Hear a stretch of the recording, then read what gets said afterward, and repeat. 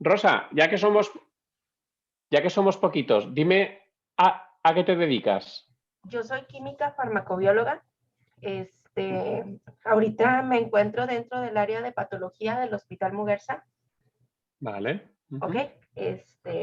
Me interesó entrar al diplomado porque tengo 2 años dentro del comité hospitalario, Vale. pero yo necesitaba saber un poco más para ver, pues, de qué se trata, ¿verdad? Entonces, Muy bien. ahorita que estamos con este curso, pues me voy empapando un poco más. Digo, no pretendo saber todo, pero tampoco estar sin saber qué hacer durante alguna sesión, ¿verdad? Entonces, por Muy eso bien. me llamó la atención entrar aquí al curso. Muy bien, Rosa. Vale, pues fenomenal. Mira, aunque estamos poquitos, yo creo que vamos a comenzar. ¿Os Ok. parece? ¿No? Si se Ujú. va sumando la gente. Bueno, pues mirar, yo me presento. Yo soy Francisco Güell y trabajo en la Universidad de Navarra, en España, ¿vale? Os hago Bueno, esto desde España. Entonces, conozco bien México porque, bueno, colaboro estrechamente, o sea, soy también investigador del Colegio de Bioética de Nuevo León, ¿vale? Que es de los que organizan el doctorado, y estoy con algún proyecto de investigación junto, ¿no? Dentro del colegio. Entonces, mi campo es, bueno, hice biológicas, luego hice filosofía también, hice un máster en bioética y biojurídica y tengo un doctorado en el desarrollo del embrión temprano, ¿vale? Desde la dimensión epigenética del desarrollo. Y bueno, y desde entonces, pues desde hace ya pues más de 10 años, me ha interesado mucho digamos, todo el ámbito de la reproducción humana asistida, ¿vale? Actualmente dirijo un proyecto europeo de investigación con 10 países o sea, con 10 socios y hacemos investigación en 8 países. Es un proyecto financiado por la Unión Europea sobre este ámbito, ¿no? Sobre el ámbito de la reproducción asistida, concretamente sobre qué tipo de información, ¿no? están ofreciendo las clínicas a la población, ¿no? Y con la idea de cómo mejorar, por decirlo así, ¿no? esa información y ese conocimiento por parte de la población de las cosas que se hacen, que no se hacen, ¿no? Ese es un poco el ámbito que ahora estoy con un proyecto.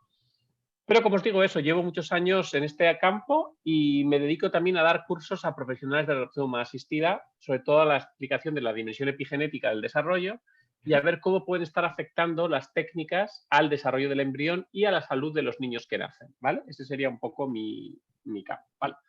Entonces, en esta sesión que os voy a impartir, os voy a hacer una primera parte un poco de refresco, ¿no? Sobre qué es, por decirlo así, el desarrollo, ¿no? El desarrollo biológico. Voy a dedicar pues un ratito, tampoco mucho, pero a refrescaros qué es el tema de la función de la genética, la epigenética, la funcionalidad de los genes. Y me interesa hacerlo para que después comprendáis, ¿no? Cómo pueden estar afectando las técnicas de reproducción humana asistida al desarrollo, ¿vale?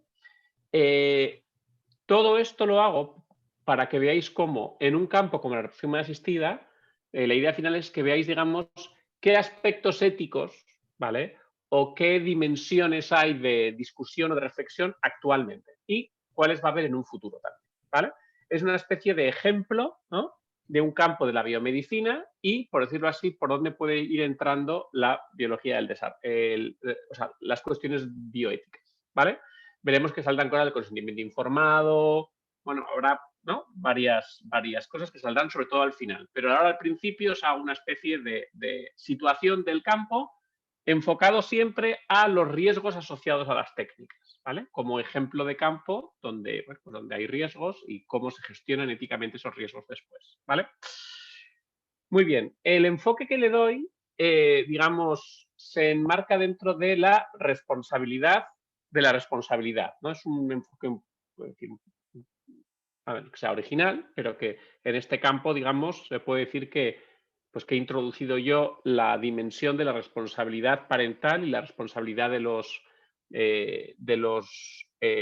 especialistas, digamos, ¿no? De los expertos, con la salud del niño que va a nacer, ¿vale? Ese es un poquitín el marco donde yo voy a hacer todo esto. Os voy a compartir ahora pantalla, ¿vale? Porque tengo una exposición y vamos a ir avanzando poco a poco con esa exposición. ¿La veis, verdad?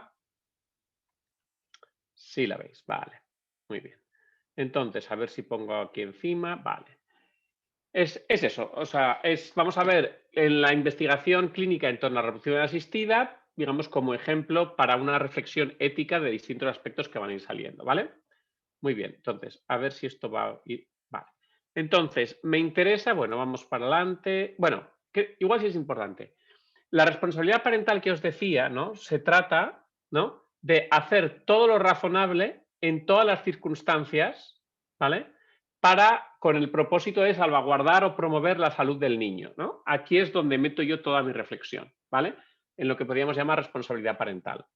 Entonces, ahora os digo, vamos a hacer una pequeña parte para refrescaros, ¿vale? Todo lo que es la biología del desarrollo para que luego podáis comprender bien cómo pueden estar afectando las técnicas, ¿vale? Bueno, sabéis bien, pues, lo maravilloso que somos, ¿no? Los seres humanos y, en principio, todos los organismos, ¿no? Todos partimos de una célula que tiene un material genético, ¿vale? Pero a lo largo del desarrollo, cada célula tiene efectivamente el mismo material genético, pero son muy, muy distintos porque lo que se expresa es distinto en cada célula, ¿vale? Aunque todas las células tienen toda la información, unos tejidos van a expresar unos genes y van a hacer que sea, por ejemplo, músculo, y otros, ¿no? Van a expresar otros y va a ser tejido adiposo y así hasta 120 tejidos, ¿vale? La pregunta justamente es responder, bueno, ¿cómo conseguimos de una sola célula que por mera multiplicación, ¿no? Nos den células tan distintas, ¿vale? Bueno, para eso os acordaréis que es el material genético, la famosa doble hélice que todos conocemos, ¿no? Pero esta doble hélice nunca aparece así, con esta forma. Siempre aparece enrollada, ¿no? En lo que se llaman histonas, que es como, vamos así, el cartón del papel higiénico, ¿no? El papel higiénico sería el ADN y el cartón donde va enrollado, ¿no? Serían las histonas, ¿vale? Y eso se llama, bueno, pues esto es, ¿no? Vale, entonces, pero estas histonas que están aquí se llaman nucleosomas, ¿verdad?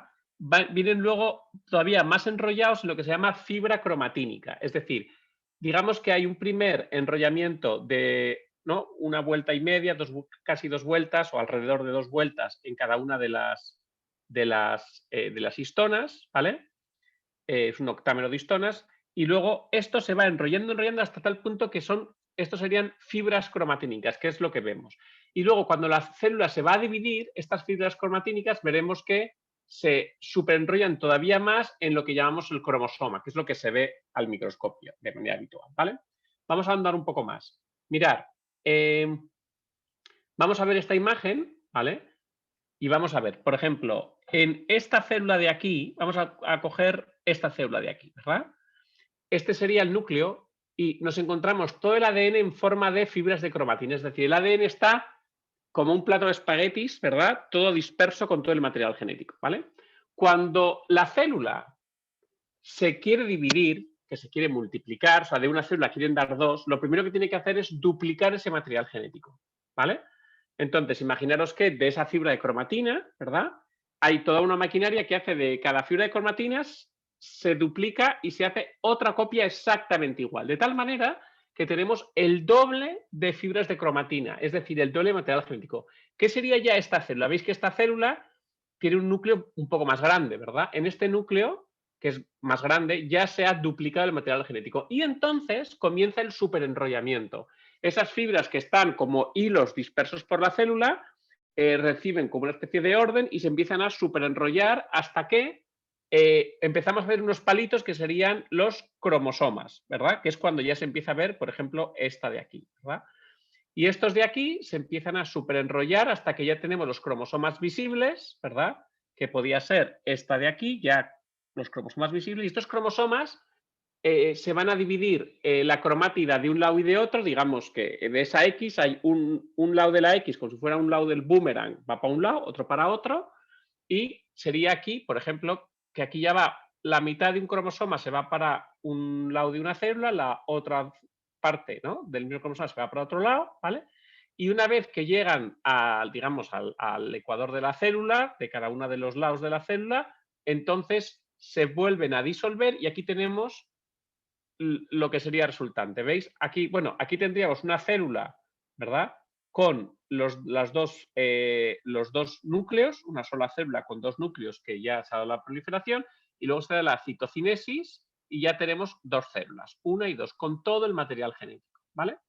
Bien, esto no solo, vamos, lo único que me interesa que sepáis ahora es eso, es que para poder sacar de una célula, poder tener luego 2 células resultantes con el mismo material genético, primero tiene que duplicarse el material genético para después poder dividirse y entonces tenemos 2 células con todo el material, ¿vale?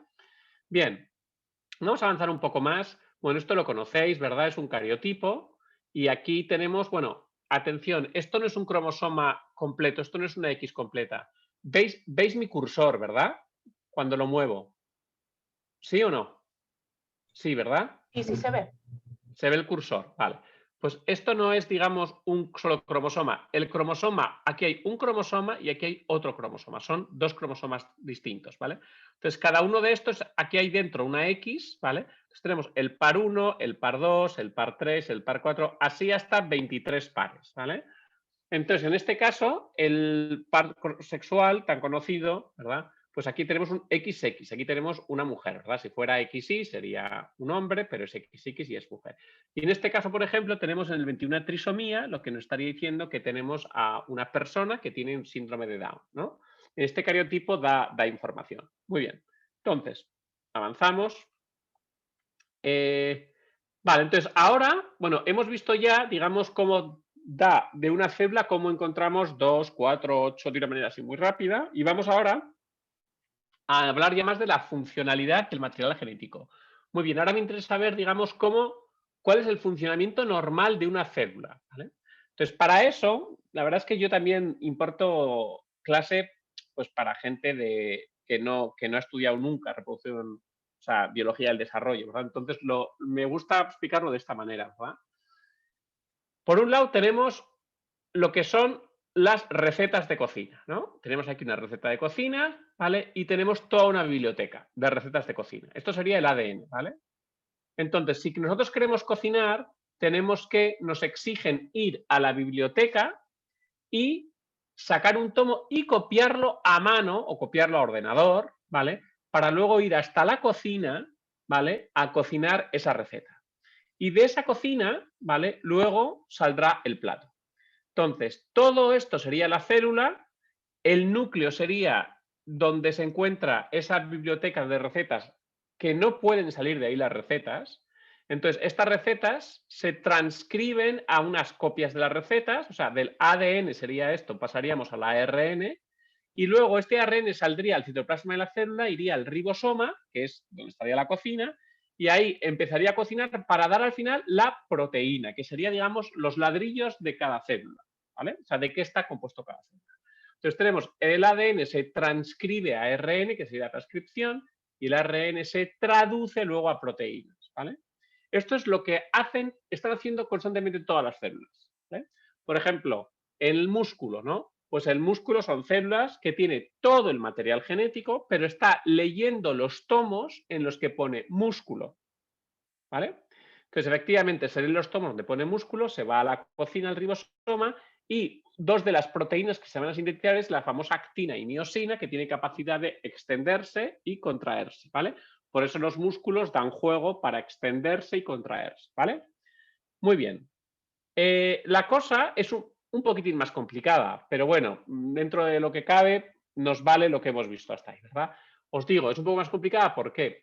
Porque dentro de todo el material genético tenemos solo una parte que sería donde se lee realmente, que serían los genes, que sería, digamos, lo que realmente se lee. Dentro de esos genes tenemos partes que hay que limpiar y otras que no, ¿vale? Es decir, los intrones hay que limpiarlos, esta sería la copia, ¿no? Del ARN mensajero, la famosa copia de la receta, y hay partes de esa copia que son estos rojos, que serían los intrones, que se eliminan y solo nos quedamos con lo que serían los exones, ¿no? Una parte del ADN. Esto sale al citoplasma y se traduce en proteínas, ¿vale? Bien, esto sería una explicación un poquitín más completa. Muy bien, entonces, ¿por qué tenemos una célula con todo el material genético y luego tenemos millones de células de un organismo que tienen todo el material genético, pero que unas dan un tejido y otra otro? Bueno, pues ¿por qué no se lee?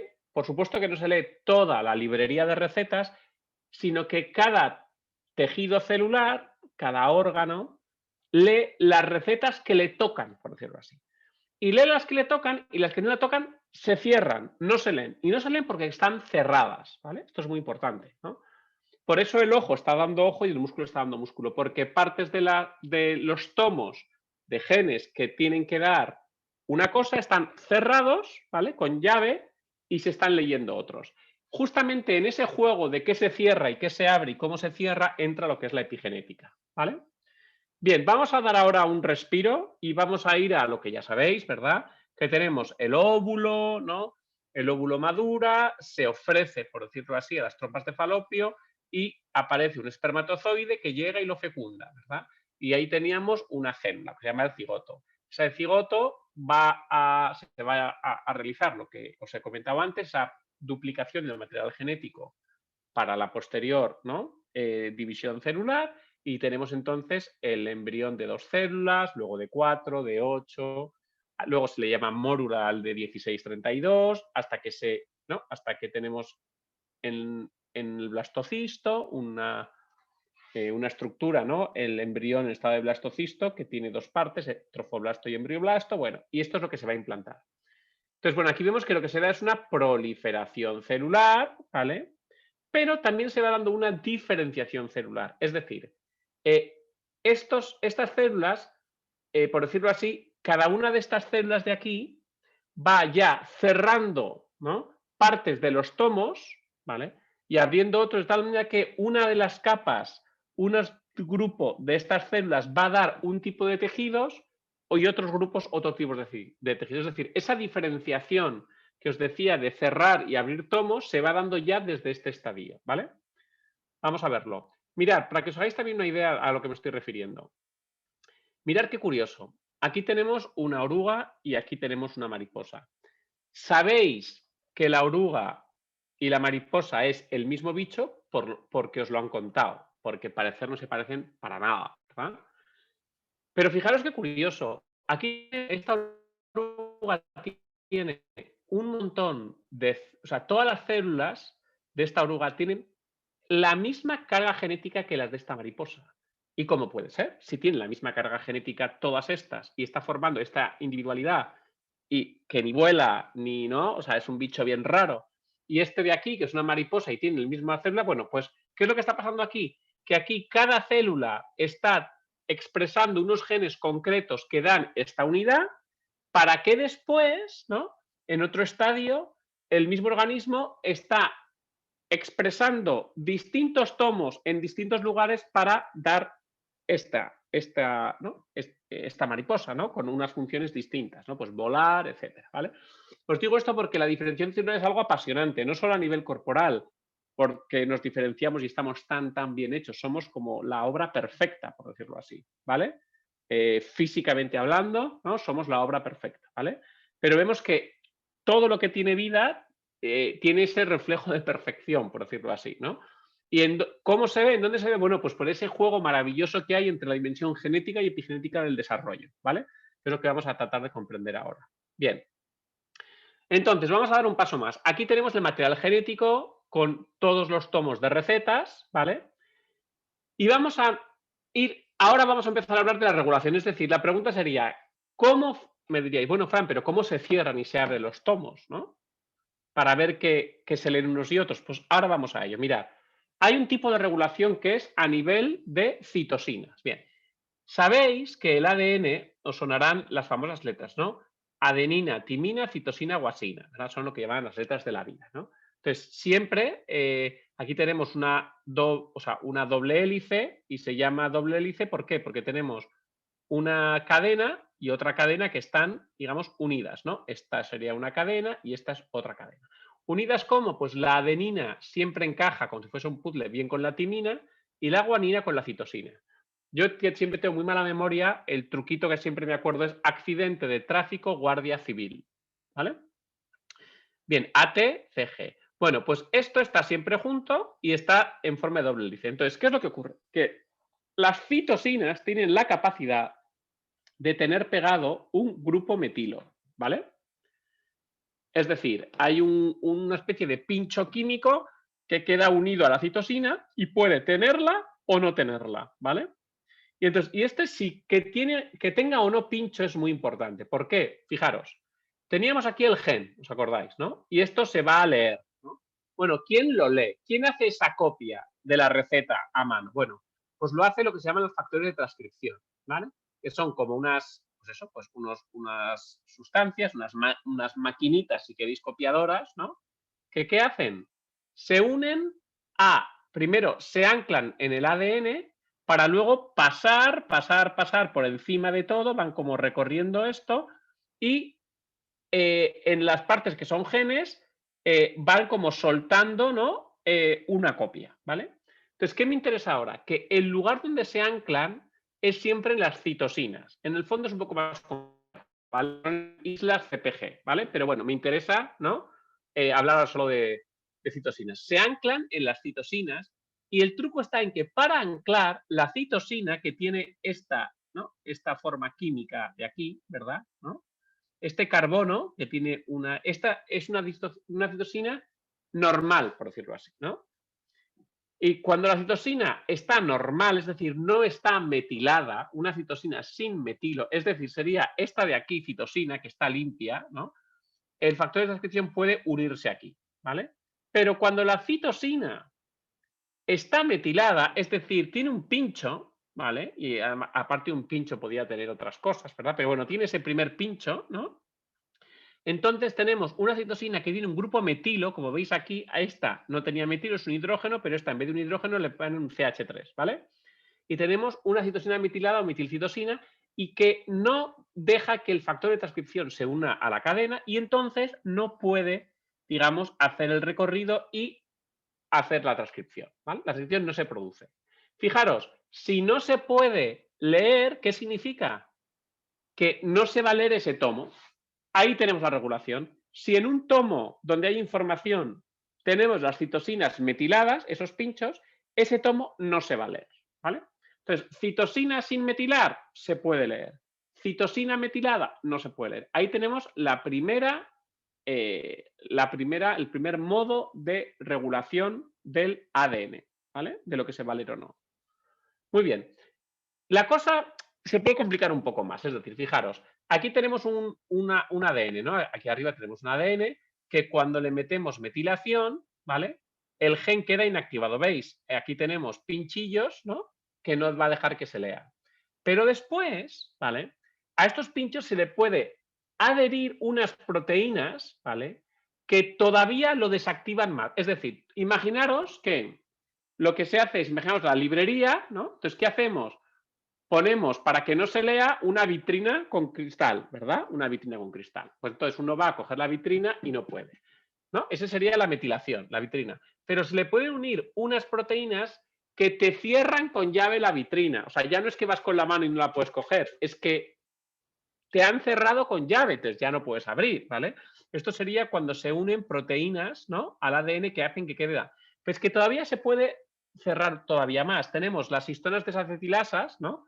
Y complejos remodeladores cromatínicos, que cuando se unen esas proteínas, el gen queda totalmente desactivado, ¿vale?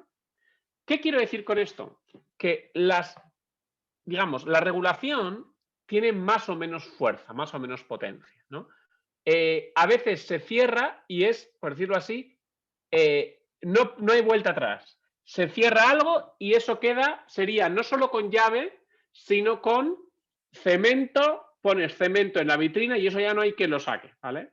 Cuando tiene llave es más difícil, pero si tienes la llave lo abres, ¿no? ¿Vale? Entonces, estas dos primeras tienen marcha atrás, por decirlo así, ¿no? O sea, no está desactivado por completo, pero cuando aparece el gen desactivado por completo, o sea, queda estas histonas desacetilasas, entonces lo desactiva por completo, ¿vale? Vale, entonces fijaros ahora, bueno, otra cosa más. Este sería un modo de regulación epigenética, a esto se llama epigenética, ¿por qué? Porque el ADN sigue intacto, no hay un cambio, no hay mutaciones de ningún tipo, pero epigenética hace referencia a que, bueno, aunque no hay cambios genéticos, sí que hay cambio en la funcionalidad por esas marcas que se llaman epigenéticas, ¿vale? Bueno, esto es un tipo de regulación, que es un tipo de regulación epigenética a nivel de citosinas. Pero hay un segundo tipo de regulación, ¿vale? Que es la regulación por histonas, ¿vale? Es decir, ¿os acordáis que os decía, esto rojo sería el ADN, un ADN que está bien enrollado aquí, ¿verdad? Muy bien. Bueno, pues hay otro tipo de regulación que tiene que ver con las histonas. Estas serían el octámero de histonas, ¿vale? Que forman, ¿no?, lo que se llama el nucleosoma, esto sería un nucleosoma, ¿vale?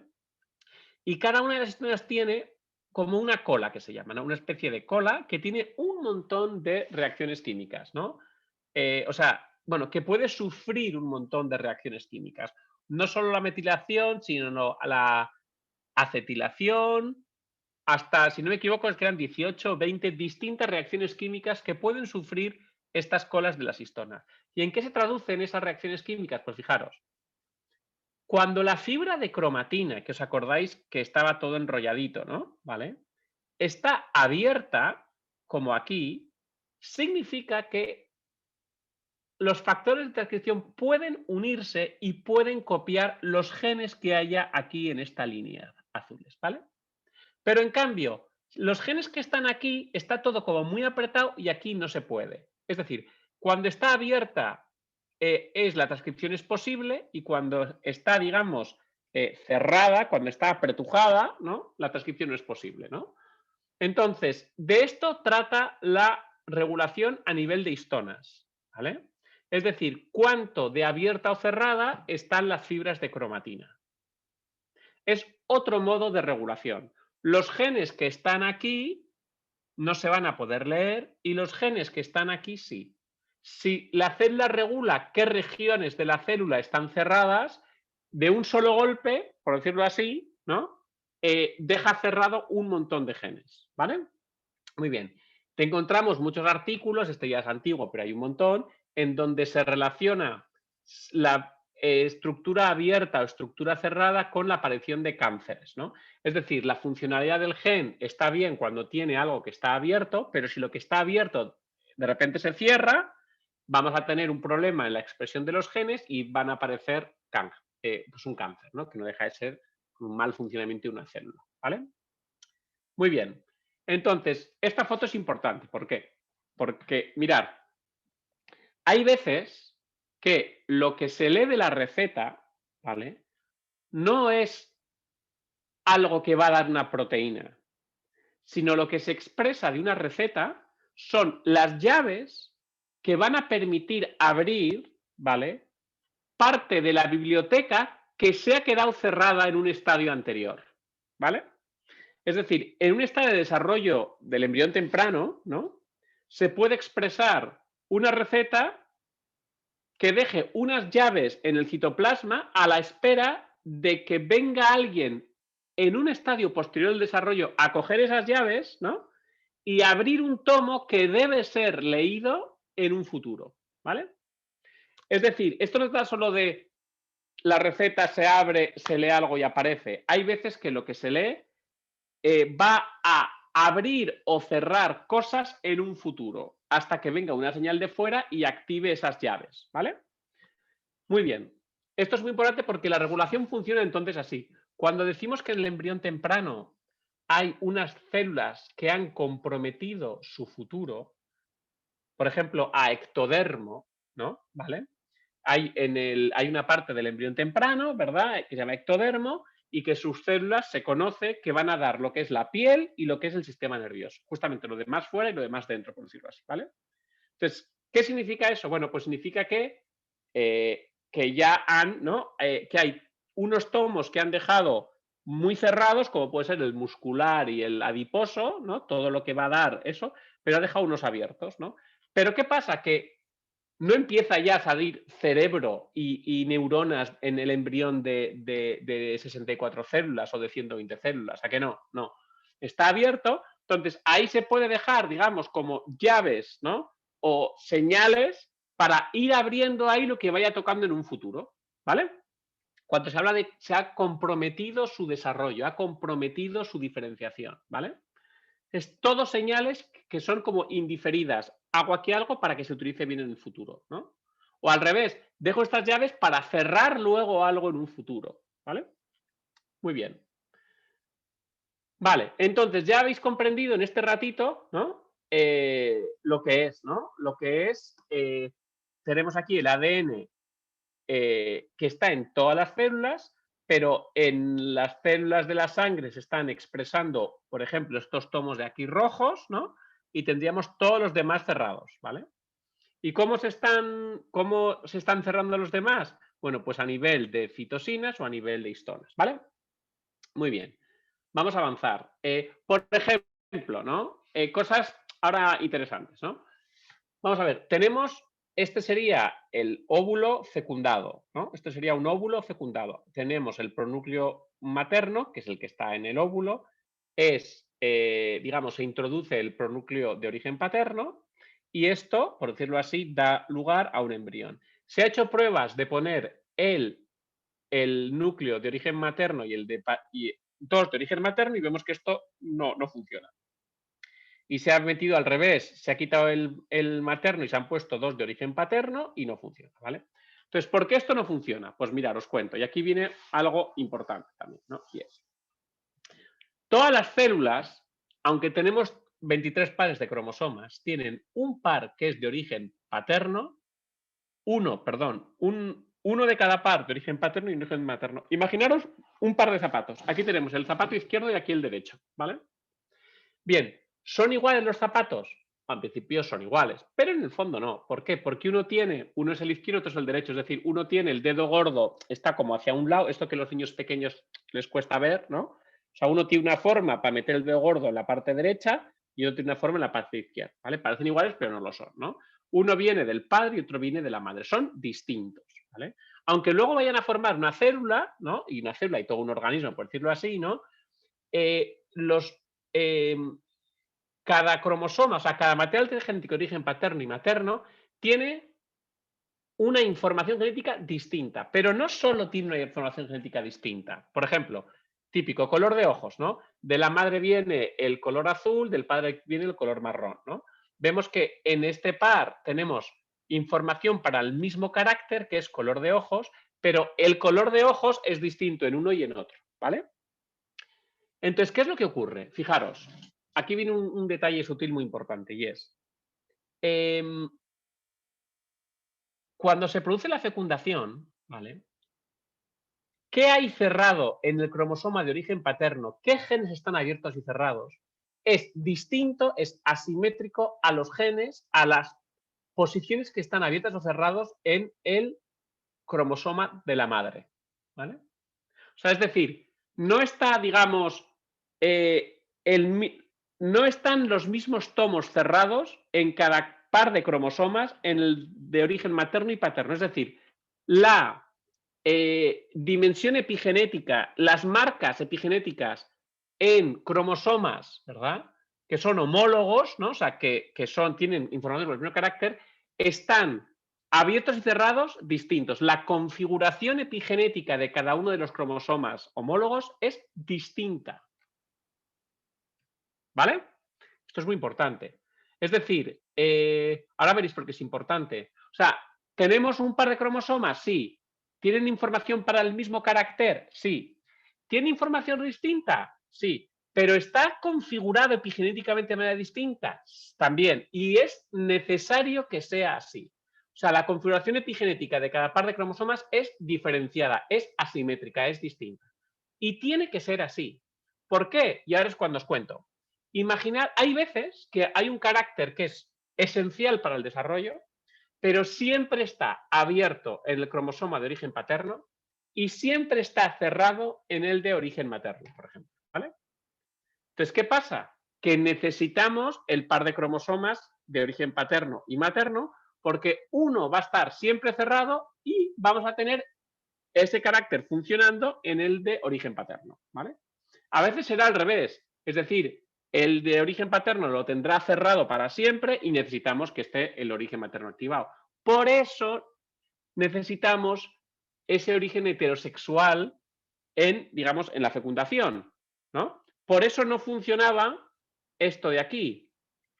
¿Por qué? Porque si tenemos dos de origen materno, estarán cerrados y abiertos los mismos y hay algunos que tienen que salir solo del paterno. Y lo mismo aquí, estarán abiertos y cerrados los mismos, pero es que hay dos estarán muy cerrados y está todo pensado para que aporte el de origen materno algo que es esencial.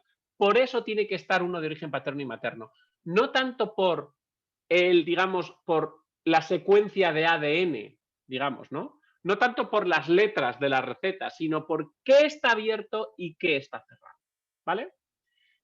Entonces, y luego otra cosa más, para que comprendáis, no solo, la dimensión epigenética no solo tiene que ver con qué se abre y qué se cierra, ¿vale? Hay un dato más, ¿no? Y sería la sal, por ejemplo, ¿no? La sal en un plato no solo es si tiene o no tiene sal, sino si tiene sal, cuánta sal tiene, porque como te pases de sal, fastidias la paella, ¿vale? Entonces, también la regulación epigenética regula, ¿no? Digamos, cuántas veces, ¿vale? Se va a expresar algo. Eso también está incluido dentro de la dimensión epigenética del desarrollo, ¿vale? De tal manera que si encontramos problemas en el desarrollo, podemos encontrar no solo que se muere, sino que sale con una malformación, por ejemplo. Las malformaciones son típicos problemas del desarrollo epigenético. ¿Por qué? Porque donde tenía que haber un poquitín de sal, te has pasado de sal y la tráquea, por ejemplo, se ha cerrado porque ahí tocaba que hubiese más espacio, pero no se ha expresado lo suficiente, por decirlo así, ¿vale? Bien, entonces, aquí, ¿vale? Esto es una diapositiva que igual podéis comprender, y es, fijaros, aquí tenemos el espermatozoide, aquí abajo, ¿no? Que tenemos, pues, de las gónadas, ¿no? Las células precursoras del esperma, ¿no? De los gametos, cómo se van desarrollando hasta que tenemos un espermatozoide maduro, ¿vale? Y aquí tenemos la maduración del óvulo. Tenemos primero, ¿no? El ovocito, ¿no? Va desarrollándose hasta lo que tenemos maduro. ¿Qué significa este desarrollo? Pues ahora lo comprenderéis bien. ¿El ADN en esta fase de la gametogénesis aquí es el mismo? Sí es el mismo, exactamente el mismo. ¿Pero qué cambia? Cambia justamente la dimensión epigenética, es decir, aquí se van abriendo y cerrando unos distintos hasta que tiene ya una configuración concreta que está preparada para cuando le llegue el núcleo del esperma, ¿vale? Llega y los dos tienen la configuración epigenética adecuada para que eso arranque. Por eso es importante que maduren los gametos, ¿vale? Para tener una dimensión epigenética concreta, ¿vale? Que se encargue de justamente de eso, ¿vale? Entonces, ¿por qué esto es importante? Porque fijaros, si esto no madura bien o esto no madura bien, ¿vamos a tener óvulos? Sí. ¿Vamos a tener espermatozoides? Sí. Pero como la configuración epigenética no sea la correcta, cuando se dé la fertilización, puede que esto arranque, puede arrancar, puede parecer que todo va normal, pero esas famosas llaves o esos tomos que tenían que estar muy, muy cerrados podrían no estarlo y entonces tenemos problemas en el desarrollo, ¿vale? Aquí está un poco la clave, ¿no? Los problemas que podemos tener en el desarrollo de los gametos y del embrión temprano tiene que ver a que cuando el organismo es más vulnerable, hay afectaciones tanto físicas como químicas que pueden alterar la dimensión epigenética del desarrollo y crear enfermedades, malformaciones o que se pare el desarrollo en determinado momento porque no está esa llave que necesitamos, ¿vale? Aquí está un poco la clave. ¿Bien? ¿Qué tenemos luego? Pues fijaros, cuando ya tenemos aquí el cigoto, ¿no? Va a haber una desmetilación, es decir, unos cambios en las marcas epigenéticas distintas en el par de origen materno y en el par de origen paterno, ¿vale? O sea, el modo como van a ir cambiándose las configuraciones de las células, ¿vale? Conforme van proliferando, van a ser distintas la dimensión epigenética del desarrollo justamente para que se diferencien a tejidos distintos, ¿vale? Bueno, pues el modo que tiene de regulación epigenética es distinto en los cromosomas de origen paterno del cromosoma de origen materno y se van influyendo, ¿vale? Por eso aquí tenemos la demetilación, se ha visto que tiene ritmos distintos en el material genético de origen paterno y materno, ¿vale? Vale, Entonces, podemos concluir con lo que hemos dicho, que la maduración de los gametos y el desarrollo del embrión temprano son las etapas más vulnerables para la constitución epigenética del organismo. Constitución que afecta directamente al desarrollo y la salud del organismo. ¿Vale? A ver, Maru y Rosa, ¿tenéis alguna duda? ¿Os ha quedado más o menos claro? ¿Cómo veis el tema? ¿Habéis comprendido? ¿Alguna duda?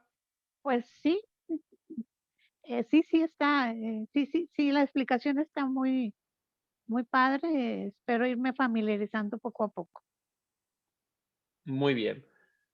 Vale. ¿Rosa? Pues digamos que volví un poquito a mis clases de biología. Eso se Pero trata.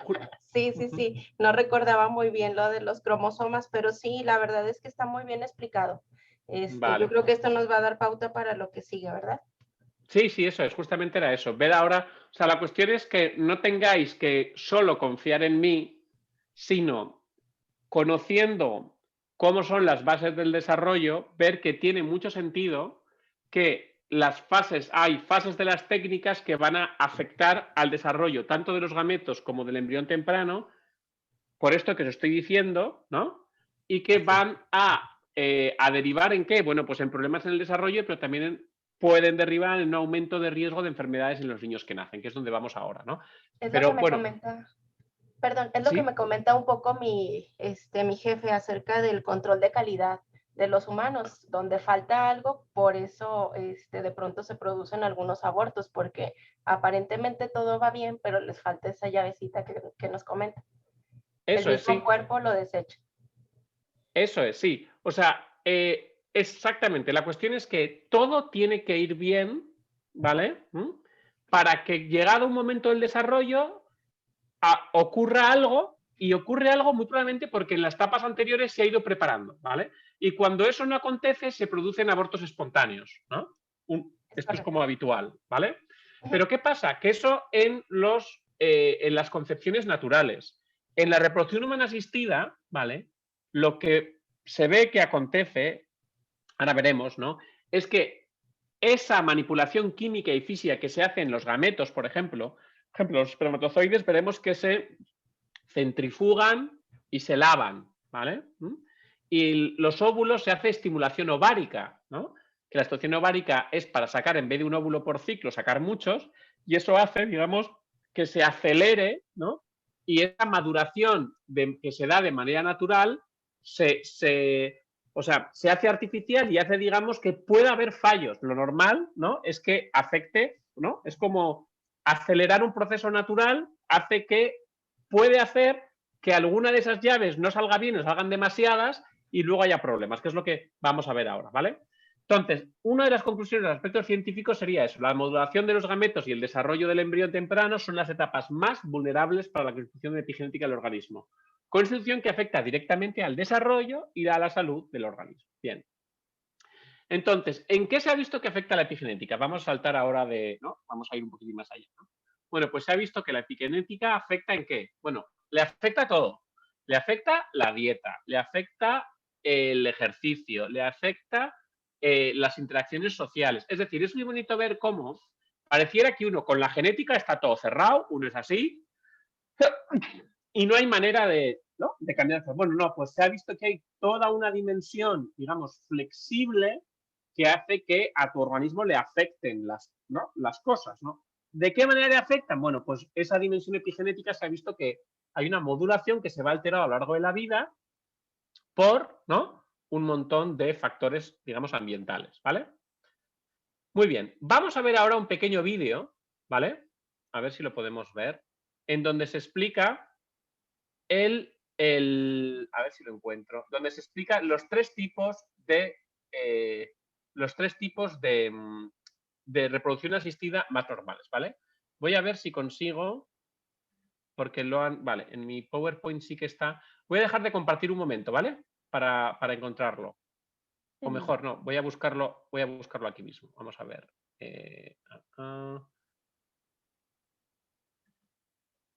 A ver si os lo puedo poner ya.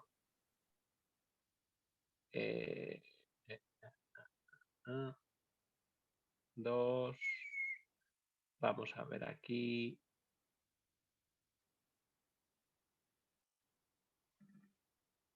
Vale. Voy a dejar de compartir para poneros ahora compartir esto de aquí. Bueno, ¿veis, verdad? De echar ahora un vistazo a esto bien, porque sobre esto vamos a hablar ahora enseguida.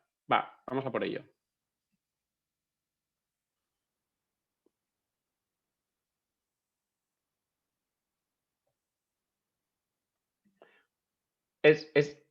¿Escucháis el vídeo, no? No se escucha, pero sí No. se ve. Ah, vale, pues espérate. Voy a quitarme entonces los cascos para que lo escuchéis también. A ver, un segundo. Desactivo. Ahora lo escucharéis, porque ahora está solo la... A ver. Sí. ¿Qué te iba a decir? Yo creo que ahora... A ver, dejo de compartir. Y ahora comparto pantalla. Comparto esta pantalla. Doy aquí. Y ahora se tiene que... Inseminación artificial, fecundación A ver. reproducción asistida. La reproducción asistida es el conjunto de técnicas que sustituye el proceso natural de la reproducción y puede ser llevada a cabo empleando diferentes técnicas. Inseminación artificial, fecundación in vitro e ICSI. La inseminación artificial es una de las técnicas de reproducción asistida más sencillas. En primer lugar, se estimula de manera controlada la ovulación de la mujer y posteriormente se depositan los espermatozoides de forma no natural en el útero de la mujer durante su periodo ovulatorio. Es un proceso menos invasivo que el de otras técnicas más complejas. Además, es indolora y no requiere utilizar anestesia. La fecundación in vitro es una técnica de reproducción asistida que se lleva a cabo en casos de esterilidad tanto femenina como masculina, o en los casos de fallo de fecundación sin causa aparente. Esta técnica consiste en extraer los óvulos mediante punción folicular tras una estimulación ovárica.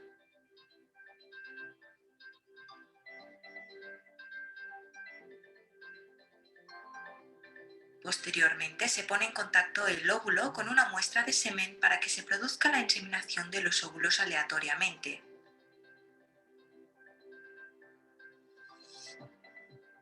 Finalmente se transfiere el embrión al útero de la mujer. Esta fase es sencilla e indolora y por tanto no requiere anestesia. El ICSI o inyección intracitoplasmática de espermatozoides es una técnica de reproducción asistida muy frecuente, similar a la fecundación in vitro convencional, pero se diferencian en la forma de fecundación de los óvulos.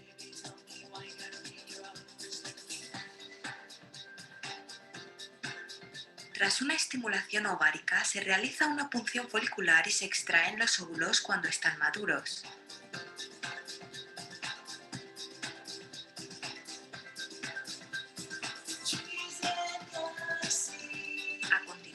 Tras la recogida de una muestra de semen, se procede a la microinyección.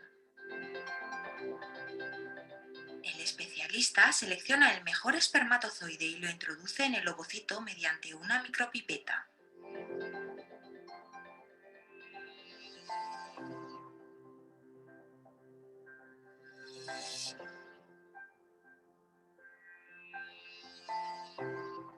Para finalizar, el embrión se transfiere al útero de la madre.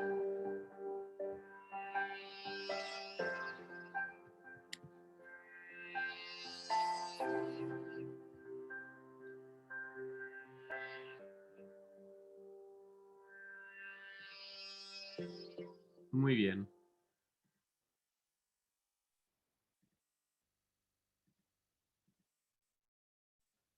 Entonces, vemos, ¿verdad?, que hay tres... ¿Me escucháis, verdad? Sí, sí se escucha. Sí, se escucha. Vale, muy bien. Hay tres técnicas. Está la inseminación artificial, la fecundación in vitro y el ICSI, ¿vale?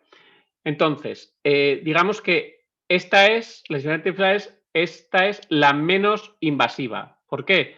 porque apenas se altera el óvulo, si se estimula ováricamente sí, pero apenas se manipula, ¿verdad? Y la fecundación es interna, ¿vale? O sea, aquí no hay manipulación del embrión, sí que hay manipulación de los espermatozoides, ¿verdad? Aquí hay manipulación tanto de los espermatozoides como del óvulo, porque se ha hecho una estimulación ovárica, se ha hecho que se acelere y que haya más óvulos que maduren, se ha hecho y se hace la fecundación fuera, se tiene el embrión fuera unos días y luego se introduce. Y el ICSI es la más invasiva de todas. ¿Por qué? Porque no dejamos que gane el mejor, por decirlo así, el mejor espermatozoide, sino que seleccionamos a uno y digamos, introduce con lo que supone esto, porque aquí hay una, por decirlo así, una fractura, ¿no? Con una aguja se agujerea, por decirlo así, ¿no? De un modo, pues, bueno, pues con mucha... Es muy invasivo, ¿no? El ICSI, ¿vale? Muy bien, entonces, ¿qué cosas vamos ahora? Pues vamos a lo siguiente, vamos a ver.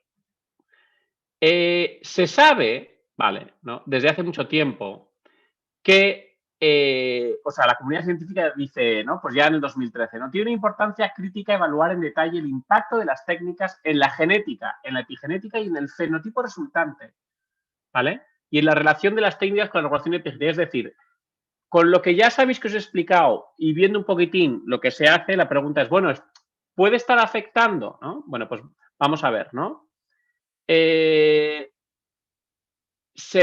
Hay muchos artículos que desde hace ya un tiempo que dicen que hay evidencias emergentes que muestran que los cambios de las condiciones ambientales in vitro durante las técnicas de reproducción asistida, ART, Assisted Reproductive Techniques, ¿vale? Puede alterar las marcas epigenéticas de gametos y embriones, aumentando, por lo tanto, la posibilidad de modificaciones en la herencia no genética, epigenética, que determinen los fenotipos, ¿vale? Y encontramos un montón de artículos, ¿vale? Entonces, ¿qué 5 cosas se ha pensado que pudieran estar afectando a esos problemas que se ven en el desarrollo de los gametos, del feto y del niño que nace, ¿no? Bueno, primero se dijo que muy probablemente los problemas que vemos en el desarrollo y en los niños nacidos sea por la edad de la madre, ¿vale? Después se dijo que muy probablemente sea por los embarazos múltiples, es decir, no de las técnicas, sino por la edad de la madre. Porque como bien se sabe, cuanto más mayor es la madre, más riesgos hay de enfermedades, ¿no? Lo mismo con embarazos múltiples, los mismos con bajo peso al nacer. Y lo mismo con los problemas de fertilidad de la madre. Es decir, se puede decir, hombre, si la madre tiene problemas de fertilidad, tiene sentido que el niño también nazca con problemas, ¿no? Y también el medio de cultivo. Vamos a ir viendo uno por uno. Mirad, con la edad de la madre, al igual que con los demás, lo que se ha hecho es lo siguiente, y es, si comparamos la salud de los niños de una madre que ha ido a reproducción asistida y una madre que ha concebido naturalmente de la misma edad, ¿vale? Ese factor, ¿vale? Queda corregido. Es decir, ya no podemos decir que los problemas es por la edad de la madre. Si comparamos niños nacidos de madres de, por ejemplo, 40 años in vitro y 40 años de ART, ¿vale? Entonces, eso se ha hecho con todos estos puntos. Comparar solo, digamos, cómo nacen los niños, ¿verdad? Con las mismas edades, cómo hacen los niños con embarazos múltiples, es decir, múltiples concebidos naturalmente, múltiples concebidos en la reproducción asistida, cómo nacen los niños con bajo peso al nacer, los dos, si tienen enfermedades o no, y vamos a ir viendo. Pues mirar, este es un artículo, ¿no?, en el que compara y tiene en cuenta si nacen uno, gemelos, tripletes o mayores, el sexo del niño que nace, el peso al nacer, la edad gestacional, en qué lugar se hizo, la edad de la madre, si es la etnicidad, si es hispánico, no hispánico, asiático, etcétera. Si ha recibido la madre educación, si tiene diabetes, hipertensión. Es decir, ahora los estudios que se hacen ya corrigen para todas esas variables, con lo cual, si hay niños in vitro que nacen con más problemas, ya no es por la edad de la madre o por embarazos múltiples o bajo peso al nacer, ¿vale? Es algo que ya está como superado, ¿vale? Voy a pasar esto rápido, ¿vale? Lo dejo esto. Bien, entonces, ¿qué es lo que vemos? Vale.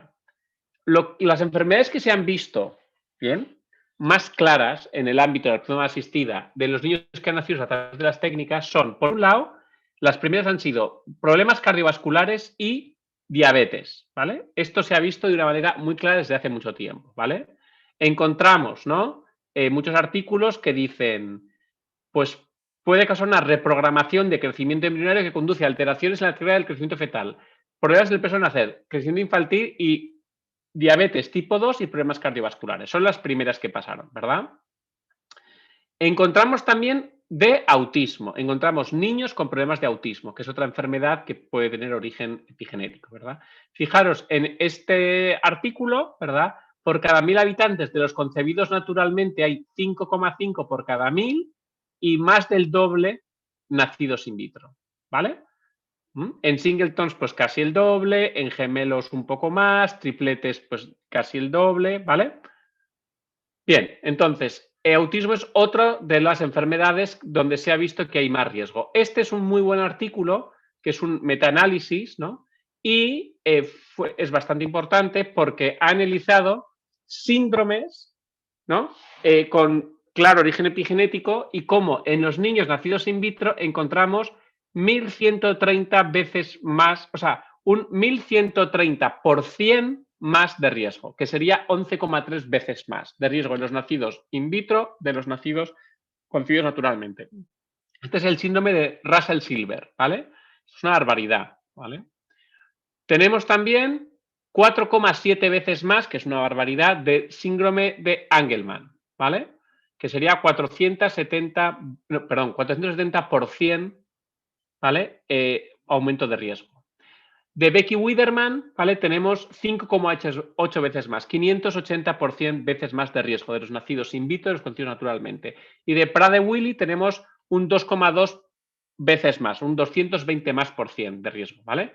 Bueno, esto, como os digo, es algo que ya se sabe y que, bueno, pues que es como para tener presente, ¿no? Los niños que nacen a través de esas técnicas tienen un aumento de riesgo mayor, ¿vale?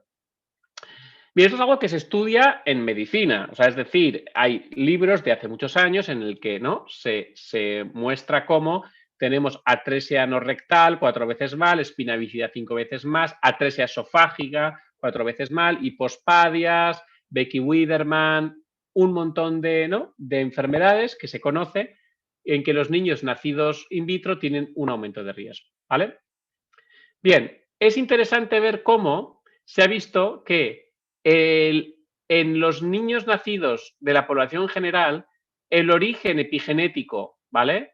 Es de alrededor del 50%, ¿vale? Pero en los nacidos in vitro es del 96%. O sea, este artículo muestra cómo en los niños nacidos in vitro la principal causa, ¿vale? Es la pérdida de una metilación del ADN ¿no? en uno de los genes, ¿vale? O sea, que está bastante bien estudiado esto, ¿no? Vale. Bueno, en el caso de Becky-Widerman es claro porque hay un consenso internacional en el que te dice sin lugar a dudas que, ¿no? En Becky-Widerman, ¿vale? En condiciones normales es 1 de cada 1000, ¿vale? Perdón, en reproducción asistida y en condiciones normales es 1 cada 17.000. O sea, que no hay duda de esa relación, ¿vale? Bien, me parece muy interesante también un artículo que estudia los problemas o sea, cómo niños nacidos de vientre subrogado tienen más problemas que sus hermanos nacidos de la misma madre, ¿vale? Es decir, sabéis que el vientre subrogado, en principio, un niño es nacido por una mujer a la que le han alquilado para tener al niño, pero luego esa mujer tiene niños y puede tener niños. Bueno, pues se ha comparado la salud de los niños propios, o sea, concebidos naturalmente, de los niños in vitro de la misma madre y se ha visto que los niños nacidos de la in vitro, digamos, de esa madre tienen más riesgo que los niños concebidos a través de las técnicas, ¿verdad?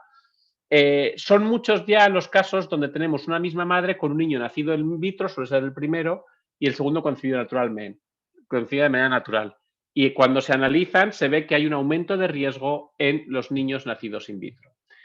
Eso tiene además un tema interesante, ¿no? Y es que no hay un diagnóstico claro cuando uno va a las clínicas, no hay, por decirlo así, una preocupación de cuál puede ser la causa de la infertilidad ¿vale?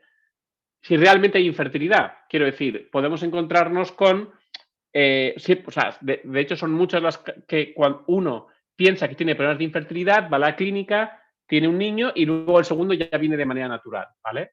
Entonces, bueno, a nivel, digamos, biomédico, lo más interesante sería, y también, ¿no?, que lo conociera, digamos, la población, primero hacer estudios para tratar de revertir los problemas de infertilidad, atendiendo a las causas. Esto es uno de los datos como muy importantes, ¿no? Vale, entonces, vamos más. Aquí hay un ejemplo que os quiero poner. Evaluaron el riesgo de cáncer en niños concebidos in vitro, ¿vale? Entonces, había una población muy grande y vieron que había un aumento de cáncer en determinados tipos de cáncer. Veis aquí todos estos, ¿no?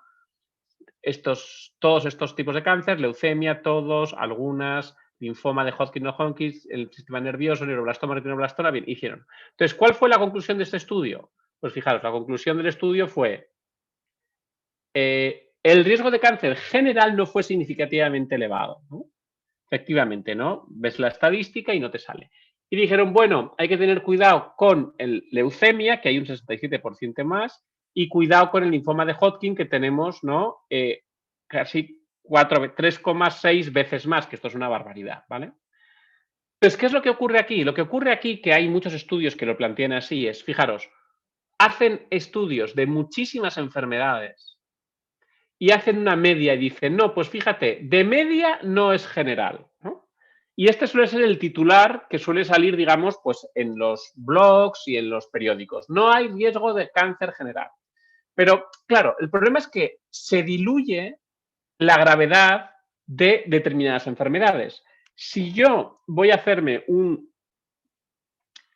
si yo me voy a hacer una operación de apendicitis, no quiero que me digan el riesgo general que tengo de tener ¿sabes?, un problema en el estómago y que me lo pongan con media con tener cataratas, con tener un esguince, con tener caída de pelo. O sea, es decir, a mí me interesa cuando yo voy a que me hagan, ¿no?, una operación, el riesgo real que tengo de algo.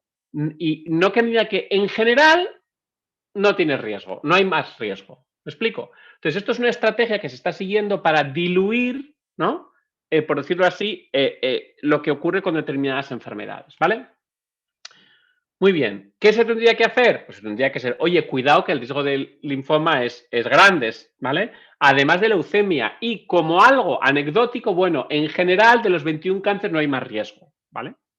Pero esto no es informativo, por decirlo así, ¿vale? Bien, en temas de alteraciones cardiovasculares, bueno, se ha hecho estudios en niños aparentemente jóvenes, ¿vale? Y se ha visto, ¿no?, que hay problemas de cambios estructurales en la arteria, la presión arterial, disfunción endotelial, ¿vale? Y se ha hecho un seguimiento a estos niños y se ha visto cómo a lo largo del tiempo sigue habiendo alguno de esos problemas, ¿vale?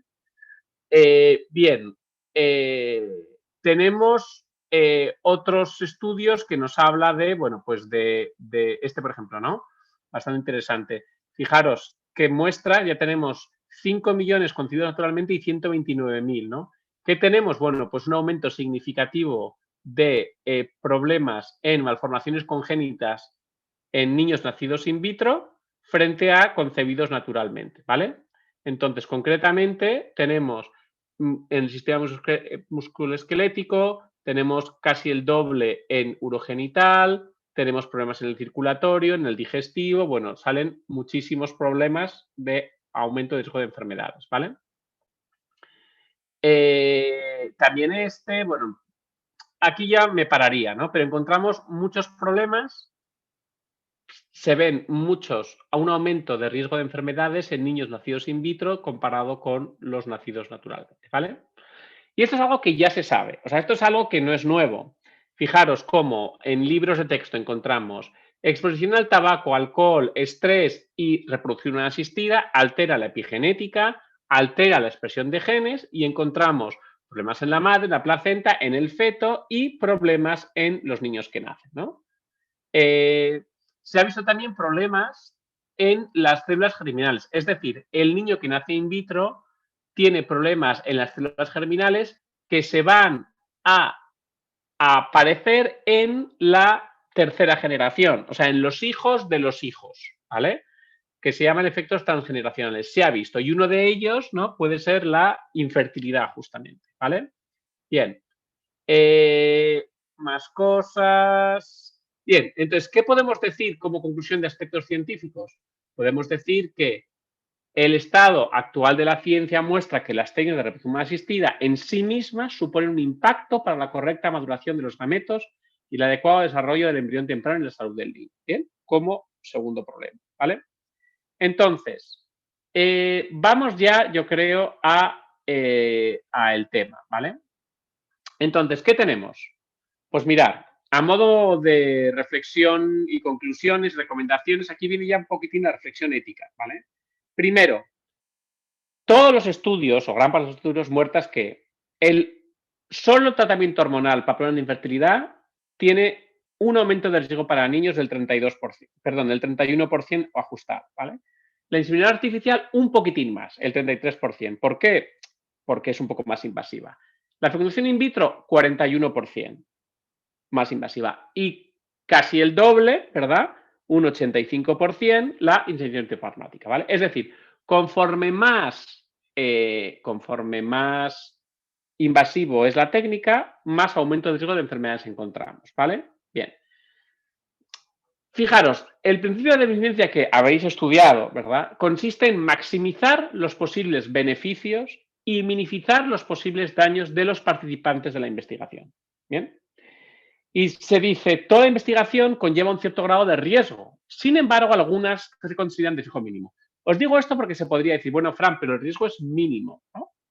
Bien, ¿cómo se define el riesgo mínimo? Pues fijaros, según, ¿no?, la regla común de Estados Unidos, que digamos que es una referencia para todo el mundo de investigación, se llama como la probabilidad y la magnitud del daño o malestar previsto no son superiores a los que se encuentran en la vida diaria. Bien, en este caso no podemos hablar de riesgo mínimo porque justamente lo que estamos diciendo es que estamos comparando lo que se da en la vida diaria, o sea, los concebidos naturalmente, con lo que se da a través de la investigación, de la reproducción humana asistida, y vemos que hablamos de 2, 3, 4 veces más de riesgo, ¿vale? Bien, luego, se dice que hay que minimizar los riesgos y hay que justificar los riesgos inevitables para lograr un diseño científico correcto. Fijaros, riesgos inevitables, ¿no? La pregunta es la siguiente, fijaros, por ejemplo, la estimulación ovárica. Se sabe que la estimulación ovárica produce un aumento de riesgo en los niños de una manera muy clara, ¿no? Y se conoce bien, ¿vale? Entonces, cuando una mujer va a las técnicas, le suelen hacer una estimulación ovárica para sacar más de un embrión, perdón, más de un óvulo, ¿vale? Y de ese modo, como la tasa de éxito es muy baja, ¿vale?, no hay que volver a molestarle si a los 28 días, si no ha tenido, digamos, si no ha habido implantación, no se ha conseguido implantar, no hace falta esperar 28 días para venir y sacarle otro óvulo y los tenemos congelados, ¿vale? Pero ¿qué pasa? Que si se ha mostrado que la estimulación ovárica supone un riesgo para la salud del niño, es evitable. Claro que es evitable ese riesgo. O sea, no es un riesgo inevitable, es evitable, ¿no? Bueno, ¿se están minimizando los riesgos? No se están minimizando los riesgos. ¿Por qué se está haciendo entonces? Para comodidad de la madre. Porque así no tiene que esperar 28 días ni tienen que hacerle un pequeño pinzamiento para, ¿no?, para cogerle ese óvulo, ¿vale? ¿Qué pasa? Que si a la madre se le informa y se le dice, oye, hay dos opciones. Una, no molestarte y te estimulamos ováricamente y así ya no te molestamos más si no tenemos éxito. O si la cosa no sale la primera, será 28 días y lo volvamos a sacar y te molestamos. Ahora bien, aunque es verdad que te molestamos, supone un aumento de riesgo para el niño que nace. Bueno, pues ahí yo entiendo, ¿no?, que una madre, ¿no?, tiene que velar por, ¿no?, para hacer todo lo que está en sus manos para la salud de su niño, ¿no? Entonces, bueno, pues ese juego de la comodidad y de la protección es algo que no se suele explicar a la gente que va, ¿vale? Como veis, ahí hay un tema que hay que, bueno, pues que hay que abordar, ¿no? Bien, vamos más para adelante. ¿Qué hora tenemos ya? Vale, es casi la hora ya. Vale, tenemos aspectos científicos 2. Las investigaciones que tienen en consideración un elevado tamaño de muestra han demostrado con una estadística sólida que los niños nacidos a través de las técnicas poseen más riesgo de padecer enfermedades que los concebidos de forma natural. ¿Vale? Encontramos enfermedades y malformaciones congénitas graves en niños nacidos a través de las técnicas. ¿Vale? Entonces, bueno, os voy a contar alguna cosa que me parece importante también, ¿no? Y es la siguiente, y es, mirar, otra de las cosas, creo que es muy importante, es que cuando una mujer o una pareja no puede tener niños, ¿no? Lo que os he dicho al principio, médicamente hablando, lo que habría es que interesarse por revertir la fertilidad. Y eso es algo, digamos, que no es la función de las clínicas de reproducción humana asistida, ¿vale? Y por decirlo así, eso es, o sea, el revertir esas causas va, por decirlo así, en detrimento de la función de la reproducción asistida, de las clínicas, ¿no? Porque si tú resuelves ese problema, pues ya no te hace falta acudir a las clínicas, ¿vale? Entonces, toda esa, digamos, ámbito existe, ¿vale? Hay gente especialista en esto, ¿no? Hay disciplinas encargadas de esto, pero no se les da apenas voz, ¿vale? No se les da apenas voz y es una pena. ¿Por qué? Porque el sentido lógico biomédico sería, primero, estudiar las causas para tratar de revertirlas. Os cuento, hay veces que la causa puede ser una enfermedad, o sea, una infección en el flujo vaginal, ¿vale? Una infección cuyo único síntoma es que no se puede producir la fecundación. Ni tiene fiebre, ni hay irritación, ni nada. Tenemos un tipo de bacterias que están ahí, que están tranquilas, que no han causado ningún problema nunca a la mujer, pero que, digamos, su efecto es que no se puede dar la fertilidad, ¿vale? Entonces, con una pastilla durante 9 días se resuelve ese problema. Entonces, la cuestión es, no interesa antes de acudir a las clínicas, ¿no? Por decirlo así, quemar todos los barcos antes, ¿no? Es decir, el hacer un estudio sistematizado y médico de dónde puede estar el problema, ¿vale? Eso es lo que no se está haciendo y es algo que se debería hacer. Como os digo, hay personas que trabajan de eso, hay médicos que trabajan de esto a modo de freelance, hay plataformas, ¿verdad? Está la famosa naprotecnología que se encarga de eso.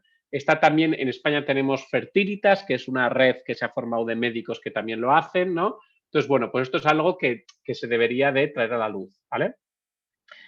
Luego está el tema de las tasas de éxito, ¿vale? Las tasas de éxito de las clínicas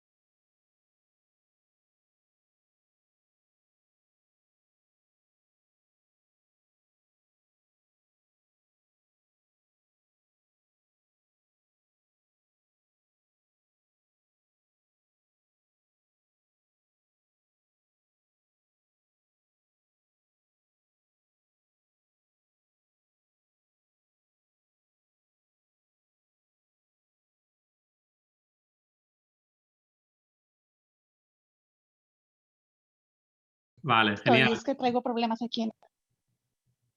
Listo, Vale. disculpe. No, perdonadme a mí porque se me ha ido ¿cómo se llama? Eso, se me ha acabado la batería. Pero lo que os comentaba era eso, que tenemos también tenemos un problema también con el tema de las tasas de éxito, ¿vale? Por un lado, ¿no? Las tasas de éxito reales, estamos hablando del 30% de éxito en general. Para mujeres mayores de 40 baja a un 16, 15, 16%, ¿vale? Y en las webs suele aparecer que 9 de cada 10 consiguen lo que están buscando, ¿vale? Y eso es falso, ¿no? Eso es publicidad engañosa. ¿A qué se refieren? Que 9 de cada 10 se quedan embarazadas. Pero una cosa es quedarse embarazada y otra cosa es tener el niño a término, ¿vale? Entonces, bueno, tenemos por decirlo así, como una falta de transparencia de la que hay que poner solución, ¿vale? Pero me parece más importante el tema de tratar de revertir la infertilidad. Ya os digo, hay toda una disciplina y hay buenos profesionales que tienen la misma tasa de éxito que las clínicas, o sea, un 30%, y que se dedican a revertirla, ¿vale? Entonces, voy a compartir para continuar, ¿vale? Doctor, perdón, ¿esa red que menciona de médicos están en México, los que intentan revertir la fertilidad? Sí, hay gente, sí, hay, yo puedo poner en contacto, hay una disciplina que se llama la naprotecnología, ¿vale? Ok. Y entonces hay también toda una, ya os digo, son expertos en analizar las causas de infertilidad. A veces es por una ligadura de trompas, otras veces tiene que ver con el ciclo hormonal. Hay, digamos, personas que sin saberlo, ¿no?, tienen problemas, ¿no?, en el ciclo hormonal y se resuelve ajustando bien el tema hormonal, ¿no? Hay veces que hay que hacer cirugía, ¿verdad?, porque hay problemas en la pared del útero y entonces ahí le cuesta implantarse, entonces se hace una cirugía. Hay como todo bien sistematizado para hacerlo, ¿vale? Entonces, os cuento, vamos a los aspectos científicos. Tenemos las investigaciones que tienen en consideración a un elevado tamaño de muestra han demostrado con una estadística sólida que los niños nacidos a través de las técnicas poseen más riesgo de padecer enfermedades que los concebidos de forma natural. Luego, encontramos enfermedades y malformaciones congénitas graves en niños nacidos a través de ART, ¿vale? Entonces, ¿qué claves podemos dar? Bueno, pues otras claves. Hasta el momento el eje de eficacia de las clínicas se ha medido en términos de niño nacido vivo, cuando el eje debería ser el niño nacido sano, ¿no? Encontramos técnicas y fases de las técnicas prescindibles para la consecución de un niño sano que suponen un riesgo para la salud del niño que está por nacer. Esas fases son la estimulación ovárica si no es necesaria, la crioconservación de gametos. Se ha visto que cuando se crioconservan los gametos y los embriones tenemos más problemas, ¿vale?, con los niños que nacen. Y la transferencia de más de un embrión. Cuando se transfiere más de uno, se sabe que los que nacen con más problemas, ¿vale? Entonces, ¿están asumiendo las clínicas la responsabilidad de hacer todo lo posible por la salud del niño que está por nacer? Esto es una serie de preguntas que habría que hacer al sector. ¿Se fomenta una actitud crítica a los jóvenes investigadores frente a la bibliografía científica? ¿Conoce el sector el estado actual de la biología del desarrollo y cómo puede estar afectando al embrión en la exploración de las técnicas? ¿Estamos informando completamente a los progenitores para que ellos puedan ejercer la responsabilidad parental que se les exige? Bien. Bueno, ahora os cuento. Maestro, Sí, perdón la interrupción. claro, dime. Me llama mucho la atención porque si yo he tenido, bueno, uno ve las parejas, ¿verdad? Observa las parejas, pueden ser familiares o no familiares, que intentan tener sus bebés por reproducción asistida o por otros métodos y los tienen, pero pues uno no les puede preguntar a ciencia cierta qué les dijo el médico. Existe un alto porcentaje actualmente que no les comentan que pues existe un indicador alto de que el niño no sea sano. Vale, ¿es una pregunta que me haces? Sí, Vale, pues mira, esto tendría que aparecer en los consentimientos informados, ¿no? pero no aparece normalmente. No, No. no, Entonces, en realidad, los papás no tienen la conciencia completa, el conocimiento completo de niño no, sano, no. no. Entonces, éticamente, ellos están bien, los papás. Pues mira, la cuestión es la siguiente y es, el consentimiento para ser informado tiene que ser completo. Entonces, ¿hay consentimiento? Sí, pero ¿es consentimiento informado? Yo creo que no. Sí, porque yo tengo un familiar cercano que inclusive pues tuvo triates, ¿verdad? O sea, 3, posiblemente tendría más, pero 3 son los que se lograron y 2 pues no fueron sanos, ¿verdad? Entonces, eh, ahí yo no sé cómo evaluar Pues mira, te el cuento. aspecto ético. Pues mira, el aspecto ético es un dilema, porque en principio, ¿verdad? La información de que hay un aumento de riesgo es una información que ya está en la bibliografía científica, ¿vale? Pero no se está diciendo, hay ciertamente un desconocimiento por parte de los médicos del sector a este respecto, ¿vale? Y hay, o sea, se cuestiona hasta qué punto esto es así o puede ser otras causas. De todos modos, yo pienso que hay que siempre informar, sobre todo porque hay veces que el riesgo es evitable, ¿no? Entonces, cuando el curso se llama Cuestiones actuales de ética, bueno, pues estamos ahora ante una cuestión muy actual, ¿no? Que sería ver hasta qué punto se está informando bien, ¿no? Hasta qué punto se está informando bien. Entonces, pues sí, es un problema. Sí, en ese conocido que tiene o ese familiar que tiene, ¿qué tipo de enfermedad tiene? Pues los niños no se les ve un desarrollo normal. Vale, Ya sí. tienen, pues ya esto fue hace de 4 o 5 años y Vale. uno no tiene ¿Un no se ve un mutismo desarrollo normal. selectivo? Sí, Vale. No, esto es uno de los problemas que suele acontecer. Pues, bueno, el punto sería, ellos tienen el consentimiento informado que firmaron. sí. Bueno, pues pueden mirar a ver si ahí había algún tipo de indicación o... o sea, este problema que tienen ellos lo tiene sin saberlo muchísima gente. Entonces, la cuestión Ay, es sí. ver si el sector, ¿no? De hecho, Sí. o sea, si el sector pues acaba, por decirlo así, informándose bien e informando bien a sus pacientes. Ujú. Volvemos a lo mismo de que qué tan importante es la información que dé el profesional al paciente o a los papás. Es fundamental porque los papás se fían, ¿verdad? Los Sí, papás en principio se fían. Por eso, aunque todo el mundo habla, qué importante es la ética, qué importante es el consentimiento informado, bueno, en realidad, ¿no? Tiene que cumplirse, ¿no? Para que también los que acuden a un tratamiento vean si, bueno, pues si pueden tomar algún tipo de decisión y que la tomen de una manera más formada, ¿no? sí. Gracias. Sí. Sí, es que es algo preocupante. Lo es, lo es. Ujú. Gracias, maestro. De nada. Muy bien. Entonces, bueno, pues yo di un curso, ¿verdad? Me invitó en el 2016 la presidenta de la Comisión de Salud de los Estados Unidos mexicanos, ¿verdad? Y les di ahí un seminario sobre justamente este tema, ¿no? ¿Mm? Y bueno, las recomendaciones que les pasé fueron, ¿no?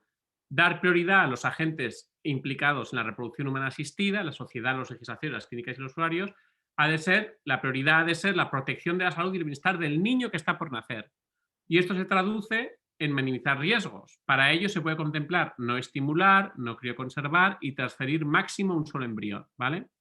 Se ha de prever la elaboración de un modelo único de consentimiento informado donde se explicite el aumento de los riesgos para la salud de los niños nacidos a través de las técnicas y se explique que el procedimiento legal está minimizando al máximo los riesgos para la salud del niño.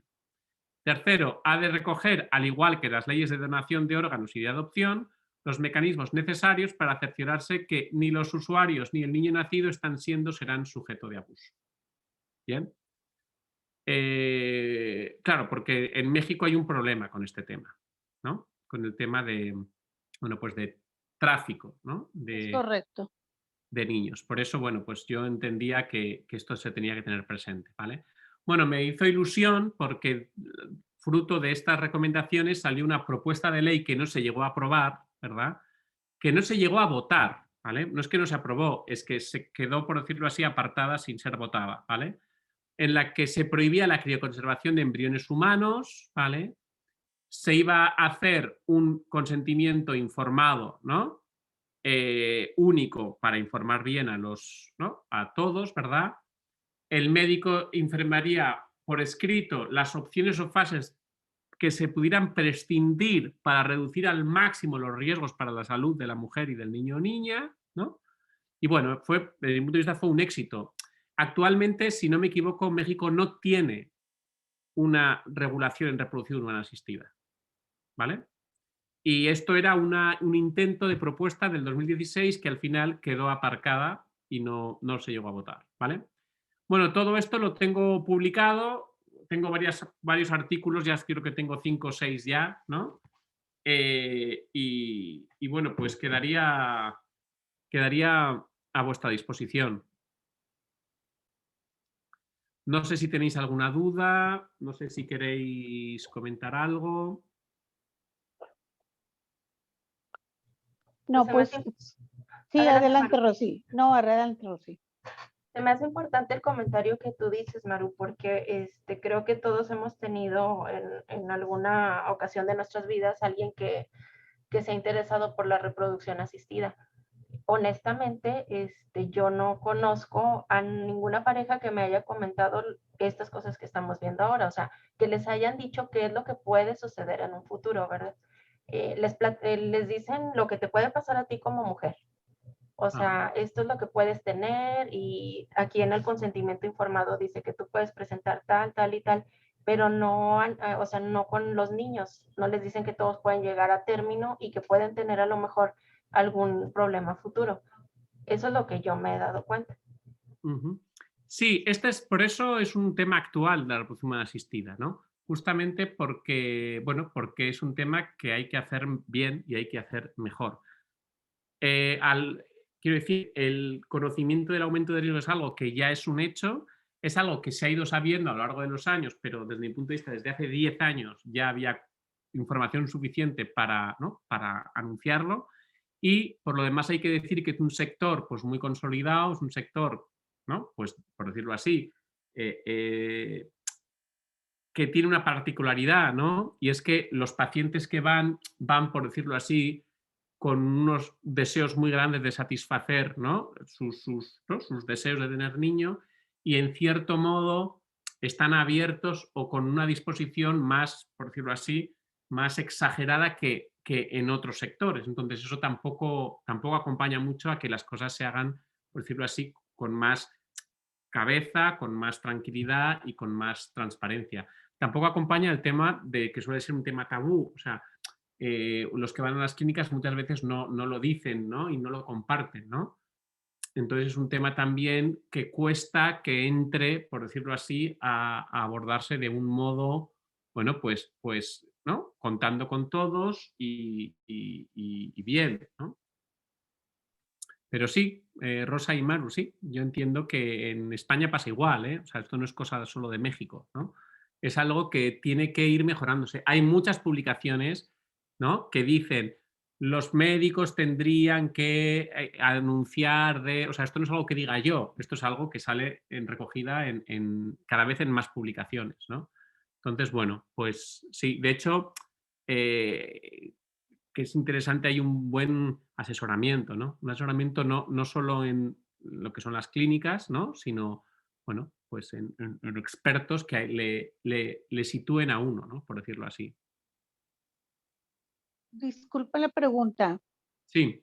No, desconozco, bueno, en México no, pero me nace la inquietud de saber en otros países, por ejemplo España u otros países, cuando los pacientes acuden para, para intentar tener sus bebés, ¿existe alguna intervención del comité de ética con ellos?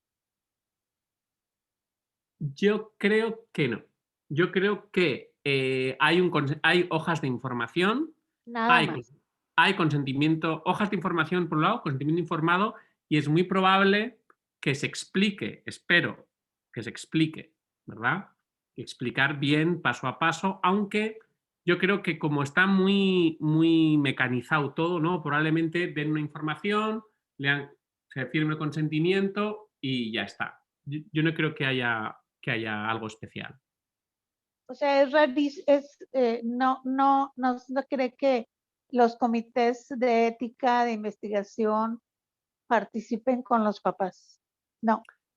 Yo creo que participará el médico en cuestión que explicará lo mejor que puede todo lo que está aconteciendo, pero no creo que el comité de ética, por decirlo así, vaya más allá de los delineamientos del consentimiento informado.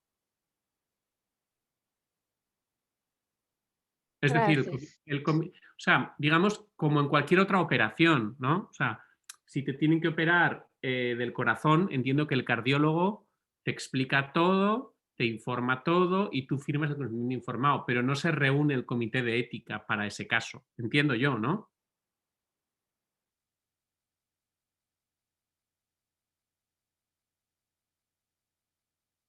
No sé qué pensáis. Hola, hola.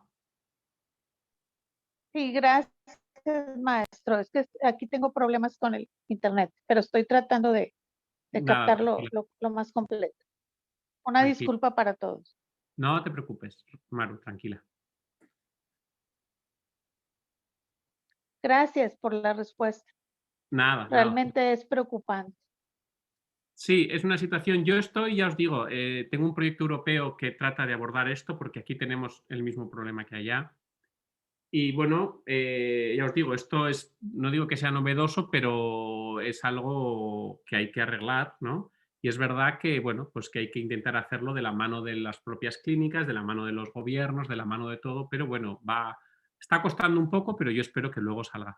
Y luego el tema de asesorar bien, pues es verdad que hace falta asesorar. Yo recientemente me he puesto a disposición con una especie de asesoría, ¿verdad? Online para poder asesorar a todos los que quieran ir o vayan a ir. Vaya. Entonces eso, veo Pues que gracias por esa participación. sí, no, es un tema que hay que, bueno, que poco a poco hay que ir instaurando. Muy bien, pues Rosa, no sé si tienes alguna duda. Sí, lo que pasa es que tengo dos amigas que están en proceso de, Vale. entonces ahorita que habla acerca de la asesoración, ¿habría alguna como liga para que ellas puedan acceder y estén enteradas de todo? O sea, no quitarles la intención, sin embargo que sepan cuáles son, o sea, todos los riesgos, ¿verdad?